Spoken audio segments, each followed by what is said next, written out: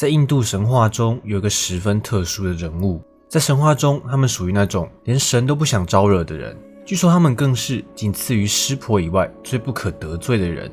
这个人物就是印度神话中常说的仙人。在这次影片中，我们就来谈谈仙人究竟有哪些有趣的故事吧。根据网络上的资料，仙人不能算是天神、人或是阿修罗，而算是一个介于神与人之间的群体。在一些记载中提到，凡人可以透过苦行等的方式来修成仙人，不过大多数情况这些身份是世袭的。仙人拥有极大的法力神通，属于最招惹不起的人。天神们对仙人十分敬畏，时常有求于他们，但在神话中还是不乏那些惹怒仙人而被惩罚的案例，因为就连三大主神也不会没事去惹这些仙人。举例来说，毗湿奴就曾因为婆利古仙人的诅咒而在凡间转世轮回了好几次。神话中仙人最常见的神通莫过于诅咒，这些诅咒具有可以使天神遭殃的威力，而且一旦发出就一定会实现，连撒下诅咒的仙人也取消不了。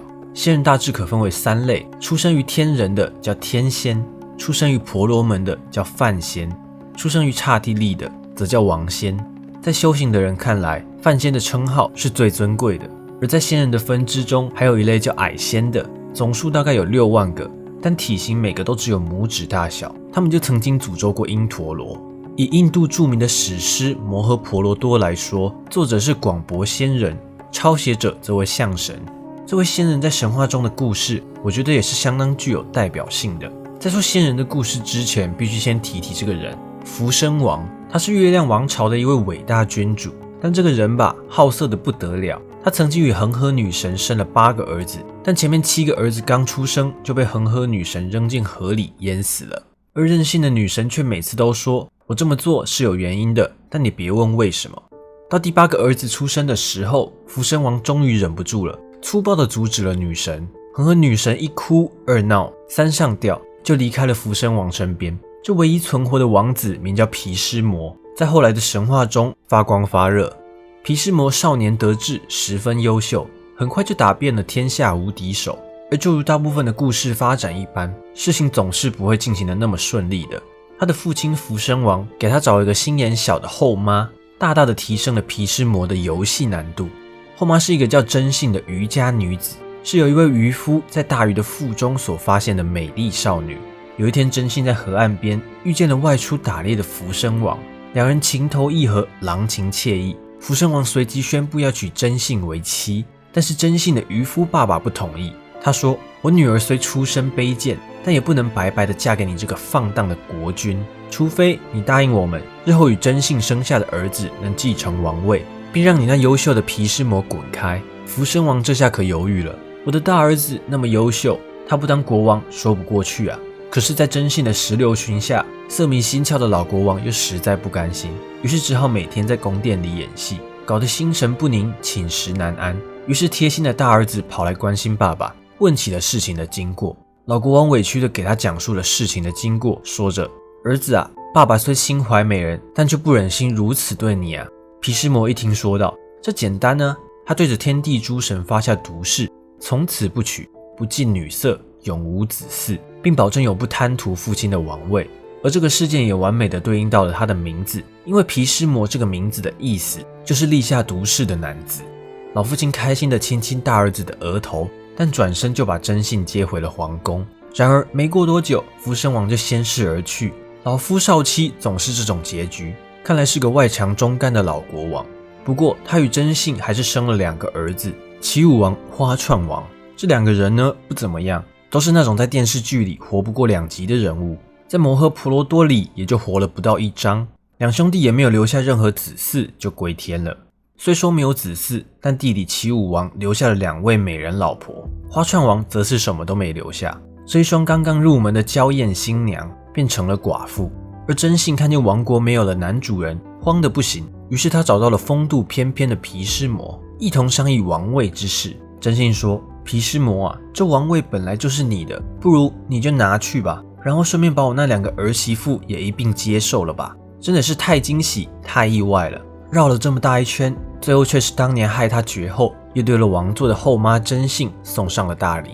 不过俗话说，免费的最贵，这其中可能有诈。于是毗湿魔大义凛然地拒绝了，并反复重申他坚守誓言的决心，静静地等待后妈出招。此时真信话锋一转，其实我在认识你爸爸之前还有一个私生子，那时我还小，整日在水岸上捕鱼，后来被一位大仙看上了，不仅诱骗还侵犯了我。后来我在一个荒芜的岛屿上生下了一个孩子，他是仙人的后裔，血统十分高贵。那位大仙为了补偿我，就帮我恢复了处女之身，还告诉我说这个孩子以后会成为一位了不起的仙人，你在未来需要帮助的时候，只要在心中想着这个孩子即可。真信看着一脸吃惊的毗湿魔，露出了一抹微笑，接着说，既然你不愿意继承王位，也不愿意与我的儿媳妇们行男女之事，那我就召唤我的私生子来给我们家族延续好了。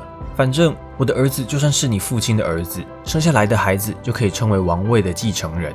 毕竟国不可一日无君啊，说时迟那时快，真信的口中念念有词，一位穿得破烂的大仙就突然出现在了宫中。这大仙愉快地接受了母亲的指令，马上就去和2位美女行房了。就这样借种生子，给家族弄了3个儿子出来，圆满地为家族延续了后代。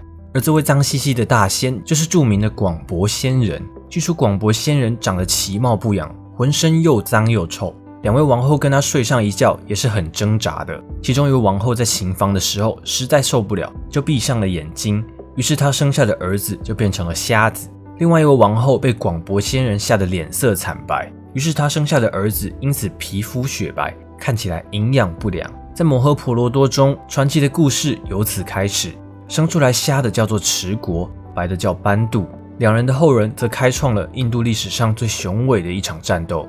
话说摩诃婆罗多的作者是广博仙人，那这些故事是不是有一种自导自演的感觉呢？说到摩诃婆罗多的作者，罗摩衍那与摩诃婆罗多被认为是印度2大传奇史诗。那么罗摩衍那的作者是谁呢？相传罗摩衍那的作者是一位叫做乙蝶的诗人，但具体的身份不清楚，可能是诗人、语法学家或是仙人，因此也有人称其为乙蝶仙人。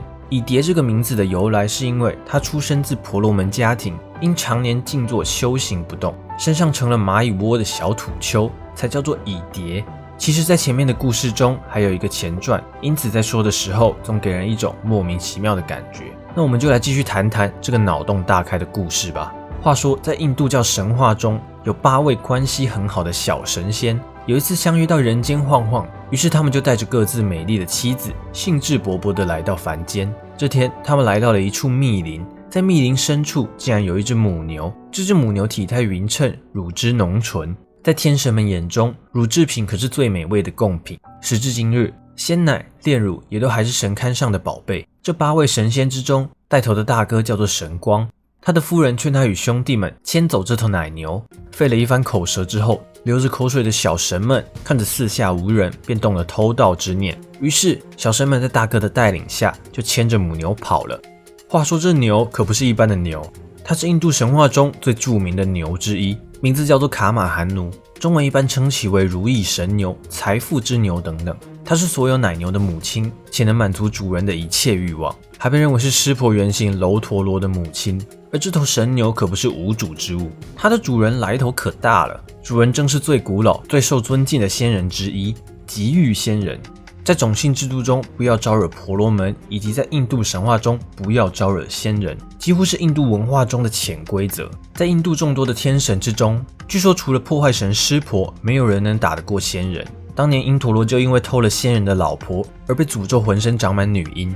回到我们的故事，极欲仙人回到山中，发现自己的宝贝小母牛不见了，四处找寻打探了一番，发现带头的竟是一个叫神光的小神，带头偷了自己的牛。在历史上，偷牛这种行为属古印度的重罪，偷牛甚至是私自屠牛，在今日的印度仍是大不敬。在印度就有极端印度教信徒将屠牛的穆斯林私刑处死，可见事情的严重性。极欲仙人这下气炸了，一定要这群小神付出代价。他以仙人的名义撒下诅咒：你们这些恶行根本就不配当神仙，给我全部贬为凡人，好好在轮回业报中吃苦受罪吧。这8个小神仙惊觉大事不妙，神光和他的7位兄弟才赶紧把神牛送回去，跪在仙人座前忏悔。因此极欲仙人网开一面，免除了他们涌现轮回之苦。但无论如何，他们8人都得去人间转世走一遭。但是带头的神光所受的惩罚得重一些，他不仅要去人间，还要在人世度过漫长的岁月，经历生老病死，看遍爱恨情仇。由于神光是因为妻子的诱惑而行不义，所以转世后他将不能享受凡人的鱼水之欢。8位小生在天界四处奔走，一番折腾后找到了恒河女神，并请她降临人间，作为母亲将他们生下。而为了减轻折磨，他们请恒河女神在他们降生的第一时间就将婴儿沉入河中淹死，让他们能迅速投胎重返天界。几天后，年轻的福生王在恒河岸边打猎，看见水中走出一位女子，浑身散发着仙气，便上前出击。由此可见，福生王似乎对水边的女子有着某种难以言喻的爱好。正当福生王想上前出击时，没想到这女子热情似火，妩媚挑逗之间就默许了福生王的求爱，唯独说了个条件，希望福生王不论日后他做什么事情，好的坏的或完全无法理解的，他都不要过问。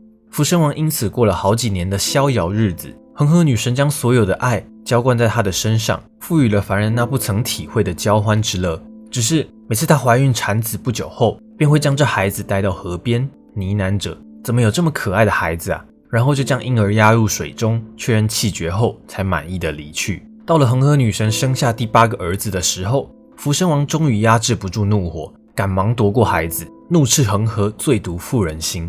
女神微微一笑，那好吧，既然我已经无法实现我的承诺，那就到了分别的时候了。这最后一个儿子就留给你吧。幸存的孩子叫做毗湿魔，又名天士。8位小神的带头大哥神光转世于此。长大成人后，他立下毒誓，终生不近女色。作为凡人，他见证了人性的丑恶，经历了仙人诅咒中的痛苦与磨难。这个故事说明牛与婆罗门仙人在印度早期的地位，而仙人故事中的种姓倾向非常明显。内容通常极力渲染修道仙人的种种超自然法力，特别是宣扬苦行的力量，以此抬高自己种姓的地位。例如在神话中推选最受人类爱戴的主神时，湿婆和梵天都因为怠慢了婆利古大仙而落选。唯一获此殊荣的是对仙人毕恭毕敬的毗湿奴。但在早期吠陀时代的仙人们并没有这么高的地位，他们通常恭敬地崇拜因陀罗，极欲仙人还因此被称为因陀罗之友。还有其他种种关于仙人的神话，也通常是在宣扬自己的种姓。那这次的故事就说到这边了。如果你喜欢这类型影片，不要忘记按喜欢或分享。想看到更多相关内容，可以订阅我以及开启小铃铛。那么我们下次见。